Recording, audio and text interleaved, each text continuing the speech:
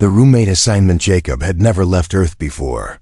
But now, here he was, stepping onto a strange planet called Veltrex Prime. It was full of colors he had never seen, sounds he couldn't understand, and creatures that looked like walking puzzles. He was one of the first humans accepted into the Intergalactic University, a place where different species from across the galaxy came to study together. Jacob was nervous, but excited too. He held tightly onto his student bag, trying not to look. Too lost, he followed the signs toward the dorms, looking for room F314. His assigned space. He hoped for a normal roommate, maybe another human if he was lucky. But luck wasn't with him. When he reached the door, it opened with a soft hiss. The room was large and cold, with glowing blue walls and a strange humming sound. And standing inside was the tallest person Jacob had ever seen. Her skin was smooth and silver, her eyes completely black, like glass. She wore a long robe with a hood that almost covered her face. Jacob stepped in carefully. "Hi, I'm Jacob," he said, trying to smile. The figure didn't reply at first. Then, in a low, robotic voice, she said, "I am Zalara." The silence between them was heavy. Jacob placed his things on the left bed and tried not to stare. Zalara moved slowly, her footsteps light, as if she floated instead of walked. She sat at her desk and began writing symbols Jacob couldn't understand. Over the next few days, they spoke very little. Zalara kept to herself, eating strange glowing food and humming quietly. Jacob studied his lessons, sent messages back to Earth, and tried not to disturb her. He often caught her watching him when she thought he wasn't looking. Something about her made him feel like a mouse living with a lion. But things changed on the 6th night. Jacob woke up feeling hot. At first, he thought the heater was broken. He sat up and wiped sweat from his forehead. That's when he heard it. A strange, deep breathing from the other side of the room, like someone was struggling to stay calm. He looked toward Zalara's bed. She wasn't there. Instead, she was crouched in the corner, shaking, her hood fallen back. Her silver skin was glowing red, and steam rose from her body. "Zalara, are you okay?" Jacob asked, his voice shaking. She didn't answer. Instead, she looked up slowly. Her eyes weren't black anymore. They were glowing orange, like fire trapped in glass. "Computer, open the door," Jacob shouted. The AI responded in a calm voice. "Containment protocol active. Doors locked for safety." "What safety?" "Let me out," Jacob yelled, panic rising. But the AI only repeated the same line. Jacob backed away from Zalara, who was now standing up, breathing heavily. Her arms were longer, her fingers sharper, and her skin was almost too bright to look at. "I warned them," she said softly, almost to herself. "I told them this could happen." "What's happening to you?" Jacob asked. Zalara looked at him, her face full of fear and pain. "You shouldn't be here during this time," she whispered. "My species. When we enter our cycle, we lose control." Jacob tried to move toward the door, but it was sealed shut. No way out, no windows. Only the glowing red light coming from Zalara's skin and the rising heat in the room. "I need to leave now," Jacob said firmly. "You can't," Zalara said, her voice sounding less robotic now, more like a whisper in his head. "The AI is programmed to keep anyone near me inside during this phase. It's afraid I'll harm others." Jacob stepped back, knocking over a chair. "What are you going to do to me?" he asked, heart pounding. Zalara closed her eyes, trying to control herself. "I don't want to hurt you, Jacob, but I can't promise I won't." Then she looked straight at him and said the words that made his blood turn cold. "You can't leave now." Instincts awakened. The heat was unbearable. Jacob felt like his skin was melting. The air inside the dorm room had become thick, hard to breathe, as if the room itself had been pulled into the center of a sun. He backed against the wall, trying to stay calm, but his heart was racing like a machine gone wild. Zalara stood in the center of the room, swaying slightly. Her body pulsed with red and orange light, waves of heat coming off her like fire. Her eyes, once calm and empty, now burned with a hunger Jacob didn't understand. Not anger, not rage, something deeper, more ancient. I need to get out, Jacob whispered to himself. But there was no escape. He had already tried everything. The door was sealed. The windows were reinforced alien glass, and the AI refused to respond. Then Zalara spoke, her voice strange, layered like two people speaking at once. You must stay away from me, she said. Her body trembled as if fighting against something inside her. I can't stop what's coming, not. Without help, Jacob swallowed hard. What is happening to you? He asked, keeping his distance. Zalara didn't look at him. She stared at the floor, her long fingers twitching, her shoulders rising and falling with heavy breaths. My people are connected to the moons of our home world, she began. Her voice calmer now. We change. When the third moon rises, it awakens a part of us we don't control. Jacob frowned. But we're not on your planet. Zalara finally looked at him, her eyes dimming just a little. No, but you are here, she said, and you're Deanna. It matches something ancient in our evolution. Jacob's heart skipped a beat. You mean, me? I caused this? Not you, not exactly, she replied. But your biology is a trigger. It's rare.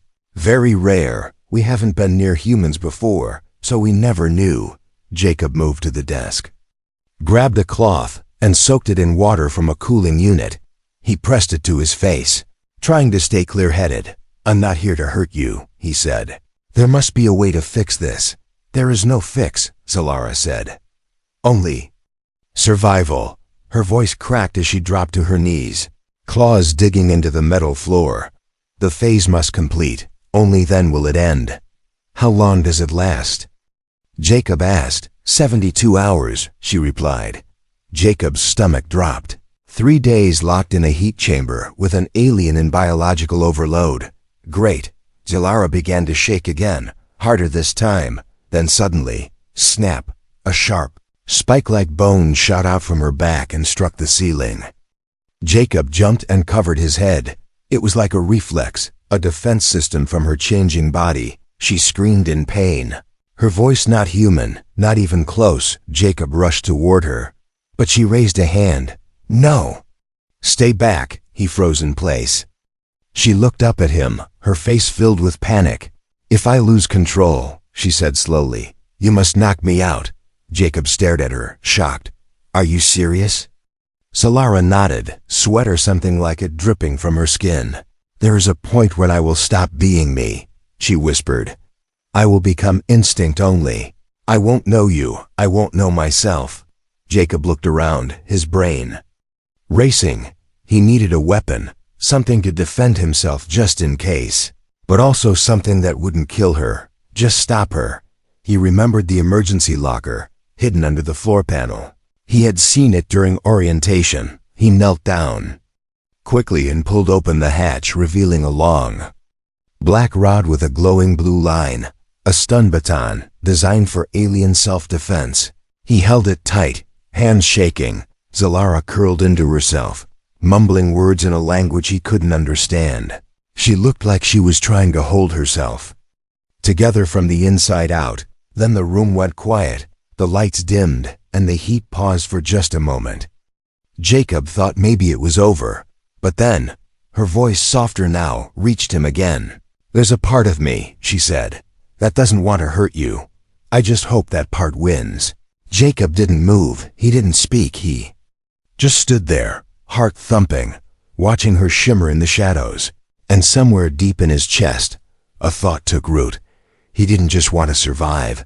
He wanted to understand her, to know why something so dangerous also felt so human. Locked in the silence was heavier than the heat. Jacob sat on the edge of his bed, gripping the stun baton in both hands. The room lights were now a dim orange, flickering every few seconds like a candle about to go out. Time moved slowly, and the eye had gone completely silent.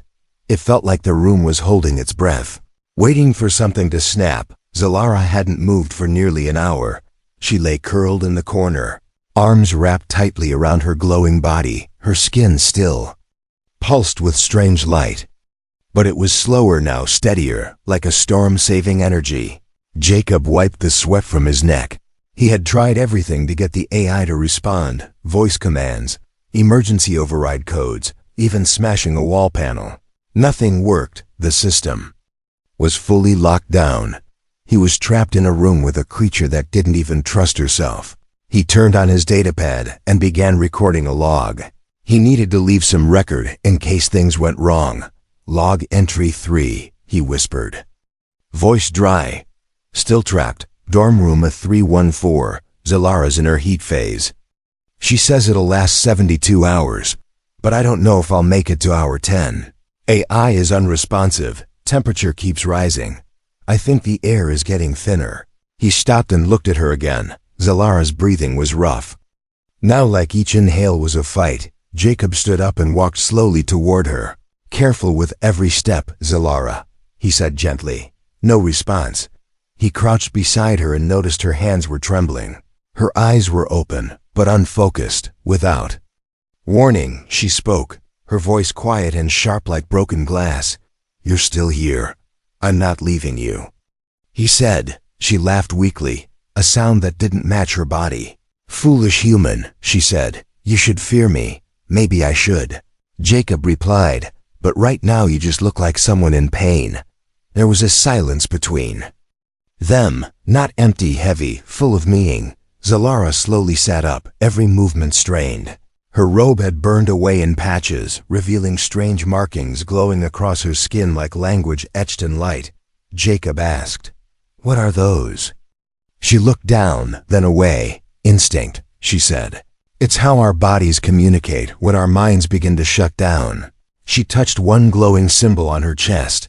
This one means survival. This one means mate. This one. She paused.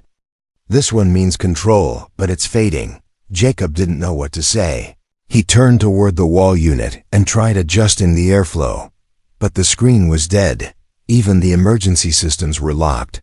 Then he had an idea. He opened his bag, pulled out a device from Earth, a portable cooler used in desert training. He placed it on the floor and turned it on.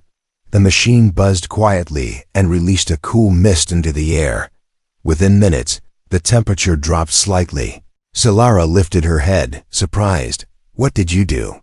Human tech, Jacob said. Smiling just a little, primitive, but useful. She breathed in the cool air, and her muscles relaxed for the first time in hours.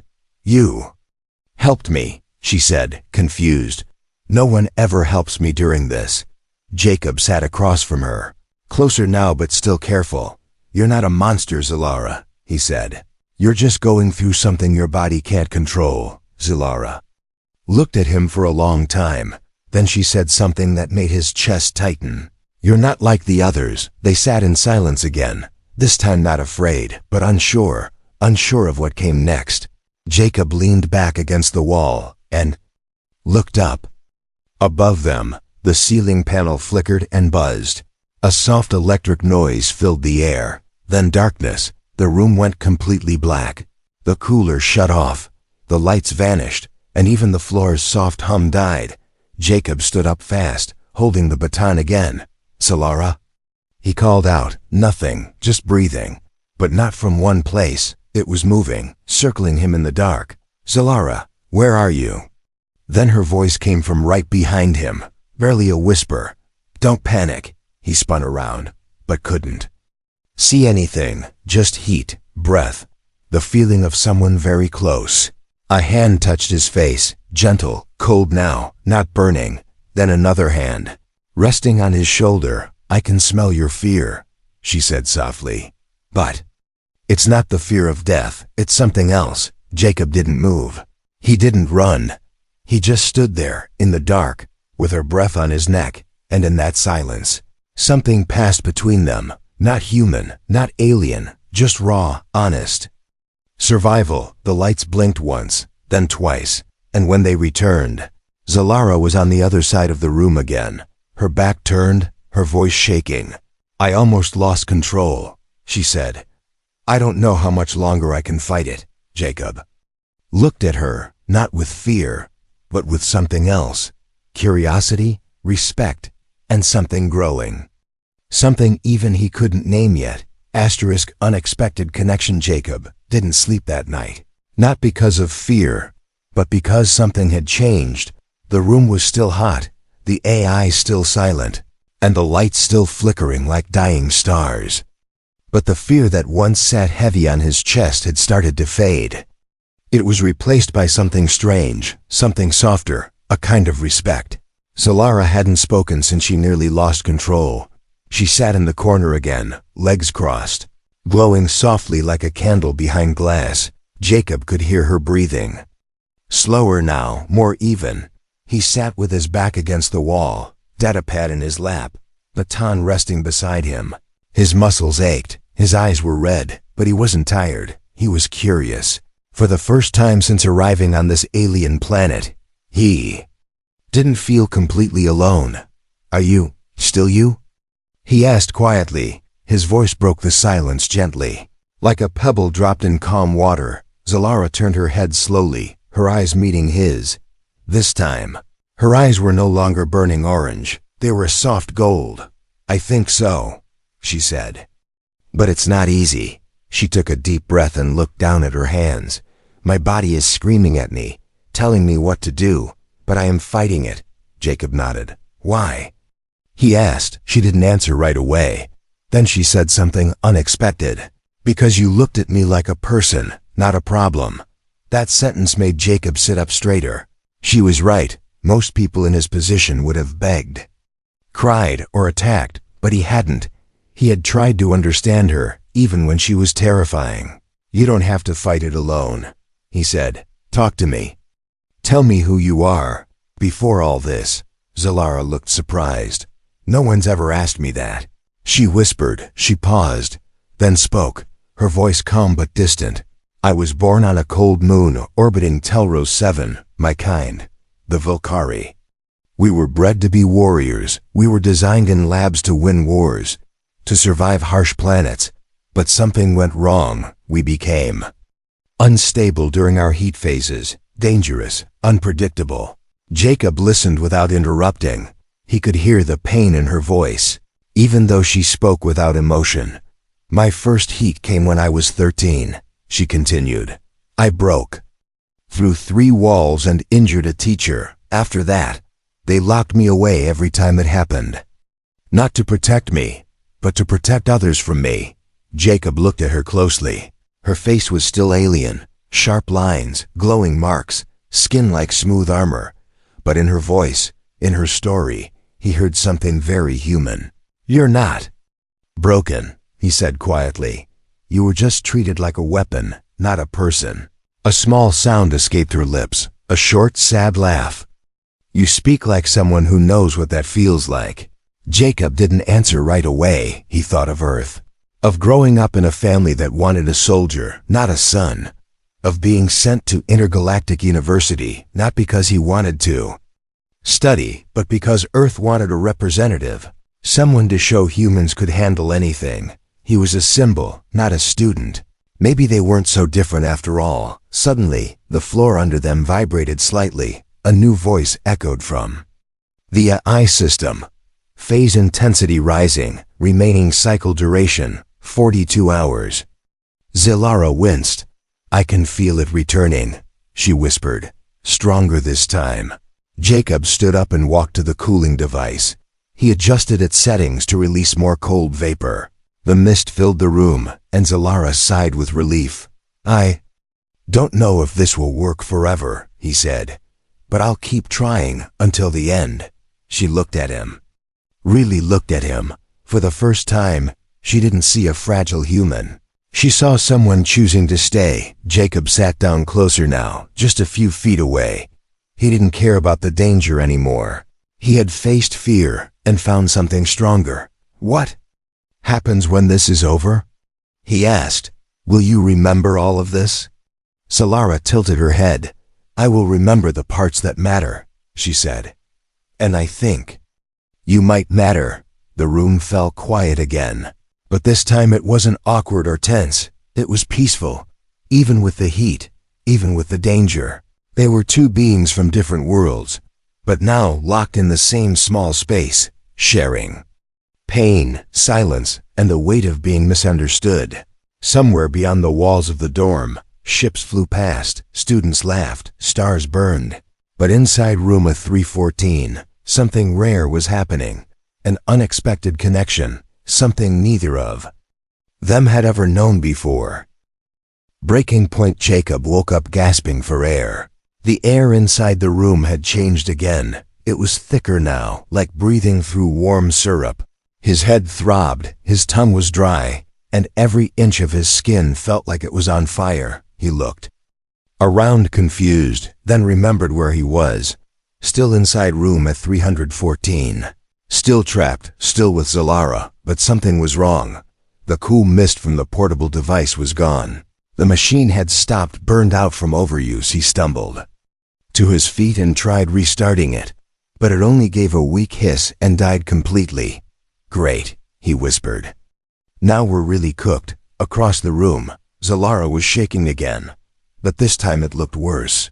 Her skin was no longer red, it was glowing a deep violet, pulsing like a warning light. The markings on her body flickered like a dying flame. Her breathing was louder, rougher, not just tired. It was desperate. Jacob took a step forward. "Zalara?" She looked up slowly. Her eyes were almost white, glowing like lightning trapped in crystal. Her voice came out hoarse, broken. "I can't hold it back much longer." Jacob backed away slightly. The air around her shimmered like heat waves over a fire. Her body was changing again, not violently like before, but silently, slowly, and that was somehow worse. The lights flickered, and the room dimmed into an orange-red haze. Then came the sound, a low, steady rumble from beneath the floor. It wasn't Zalara this time, it was something else. Suddenly, the AI spoke. For the first time in hours. "Warning, subject Zalara has reached critical heat threshold. Containment breach likely. External override requested." Jacob's heart froze. "External override?" He repeated. Someone outside was trying to access the room. He ran to the wall panel and pounded on it. "Hello? Can anyone hear me? This is Jacob Reese, human student. I'm alive in here." No answer came. But then he noticed something on the wall. A faint blue glow moving behind the surface.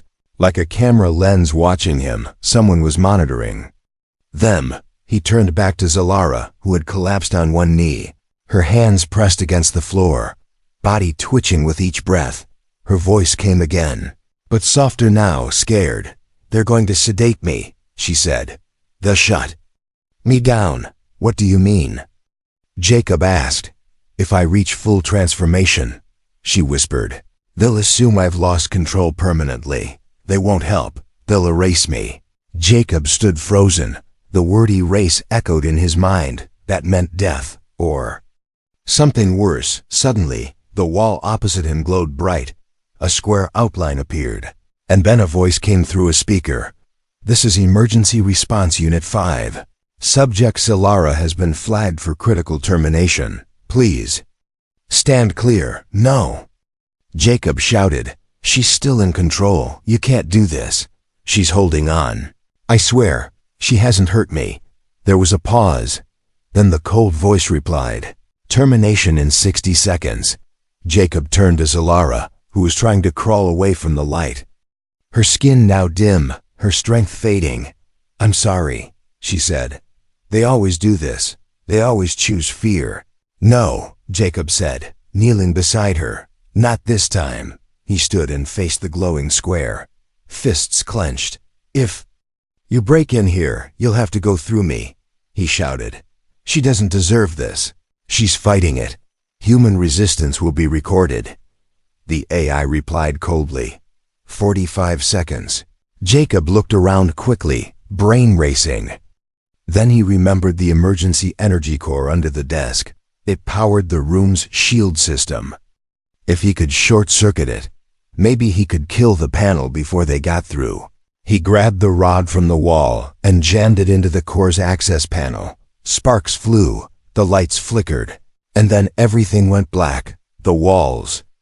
Glowing square vanished, and the countdown stopped. Silence again. Heavy, thick, uncertain. Jacob fell back, breathing hard. Across the room, Zalara raised her head slowly. You... Stop them. I couldn't let them take you, Jacob said. You're more than some file in their system. She closed her eyes, her body trembling. I don't know how much longer I can stay like this, she whispered. If I fully transform, I won't remember you. Jacob moved closer. Then remember this now, he said. You're not alone. He held out his hand, not to fight, not to run, but to connect. Zalara stared at it, then reached forward. Her fingers brushed his, cool now. For a moment, the heat in the room faded, not gone, but paused, held back by willpower and something deeper. Something growing between them. The AI came back online, its voice weaker. Containment. Interrupted. Manual override. Incomplete. Jacob sat beside Zalara, hand still holding hers. Outside the room, alarms rang quietly. But inside, for now, they had won, even if only for a little while. Asterisk heat ends. But trouble begins. It ended. With silence. No lights, no alarms, no heat. Just the soft hum of a broken room trying to remember how to breathe again. Jacob sat against the wall, his eyes barely open. His body was soaked in sweat, his muscles too tired to move. His hand still rested beside Zalara's, though their fingers had long since slipped apart. She lay still now, breathing shallow, no longer glowing, no longer twitching. The storm inside her had finally passed. The air was cooler now. Not from machines or vents, but from the heat leaving her body like smoke from dying fire. Her skin had faded back to silver, the markings dull and still. Her chest rose and fell slowly, as if even her heartbeat had taken a break. Jacob looked at her and whispered, "You made it." Zalara didn't speak, but she moved her hand slightly, enough to let him know. She heard him. She was still in there. He closed his eyes for a moment, just to rest. But peace never stayed long on Veltrex Prime. A sudden hiss echoed through the room. The sound of a magnetic lock releasing. Jacob's eyes snapped open, and the dorm room door slid open for the first time in over a day. White light poured in, blinding after so many hours in darkness. Silhouettes moved in the doorway. Tall figures in black and blue armor, holding rifles that hummed softly. University security. Target acquired, one of them said.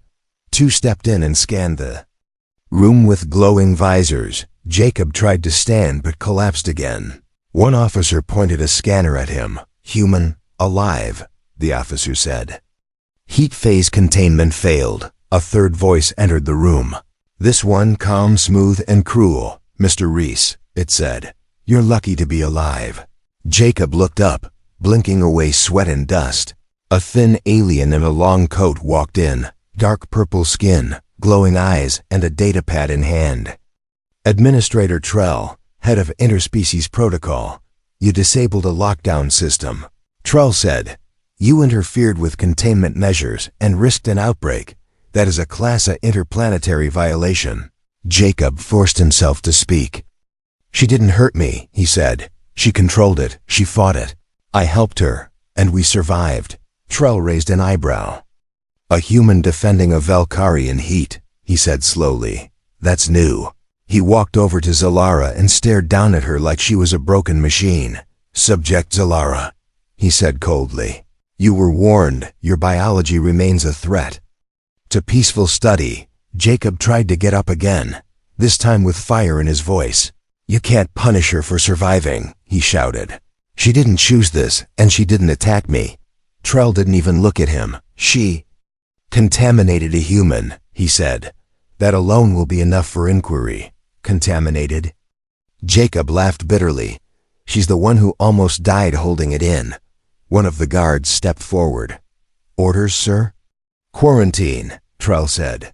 Transfer her to Facility 7 for evaluation, and take the human to medical for debrief. Two guards reached for Zalara, but as their hands touched her, her eyes shot open. Not glowing, not wild, just awake and alert. Don't touch me, she said quietly, her voice calm, steady, but firm. They stepped back instinctively. Jacob moved toward her, but one guard raised a weapon. "Stay back," he said. "No," Zalara said, sitting up with effort. "I'll go. But only if he goes too." Trell's eyes narrowed. "That is not your decision." Jacob stood beside her, weak but standing. "I'm not leaving her alone." He said, "She needs someone to speak for her, and I will." Trell sighed, annoyed. "This has become political," he muttered. He tapped his datapad, sending quick orders. "Fine," he said. "You'll both be transported. But don't expect protection. Once the council hears about this, your fate will be out of my hands." The guards moved aside, and a hover stretcher was brought in. Zalara laid back on it slowly, her strength nearly gone. Jacob was offered a support harness and oxygen patch. He accepted it without thanks. As the doors closed behind them, Jacob looked back at the room where it all began. It was quiet again, empty, almost peaceful, but nothing about what came next would be calm. The secret they kept. It had been 23 days since Jacob last saw the sun of Veltrex Prime. Since the heat, the lockdown, and the moment everything changed. Now he was back on Earth, but nothing felt the same. He sat alone in a quiet observatory. The sky above filled with stars that didn't care who lived or died. He had gone through 3 medical scans, 5 interrogations, and endless meetings with Earth's Council of Intergalactic Relations. No one had listened to him. No one believed. The Valkyrie had held back.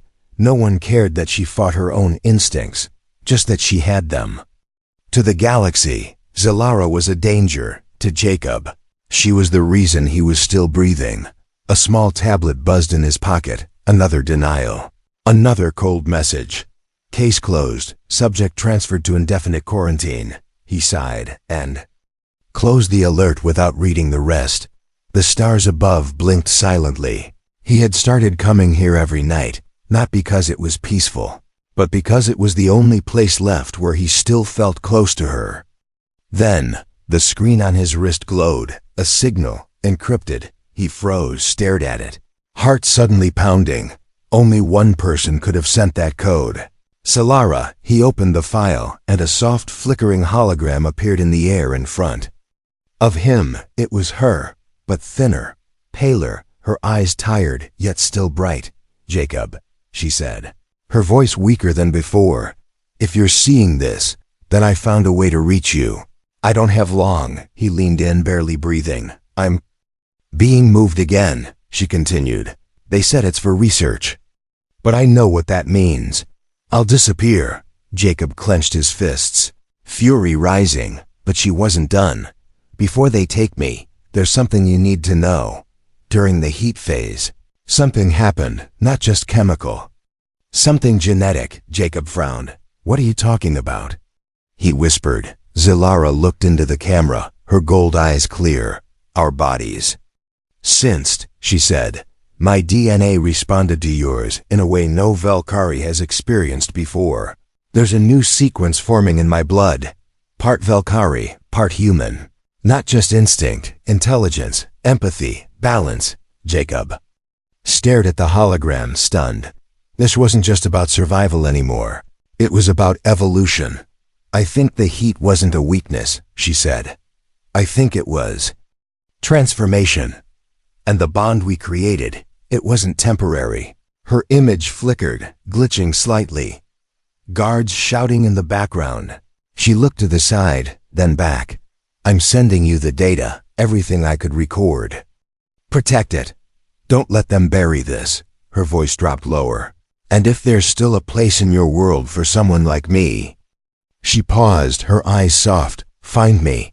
The hologram vanished, leaving Jacob in silence again. But this time, something had changed. He wasn't just a survivor, he was a witness, and now, a keeper of something the galaxy wasn't ready for. He opened the data file, lines of DNA sequences, logs, emotional readings, temperature spikes, mental stability scores. Everything was there. It was real, and it was dangerous. Not because it was deadly, but because it proved that two species, feared by each other, could become something more. He stood up, pocketed the tablet, and stared at the stars one last time. Then he walked away, not looking back. 1 week later, location: unknown dark room filled with blue lights and floating data panels. Several masked officials stood around a circular table. One of them spoke, voice sharp. The human made contact with the hybrid. Another replied, he has the file. What about the Valkyrie female? Gone. Silence. Then a final voice said, let him run. Let them think they're free. Because when the time comes, we'll need them both. Asterisk. Earth Shuttle Port. Jacob stood in line, bag over his shoulder, a new ticket in hand, destination hidden, name changed.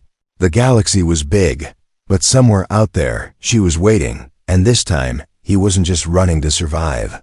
He was running to change everything.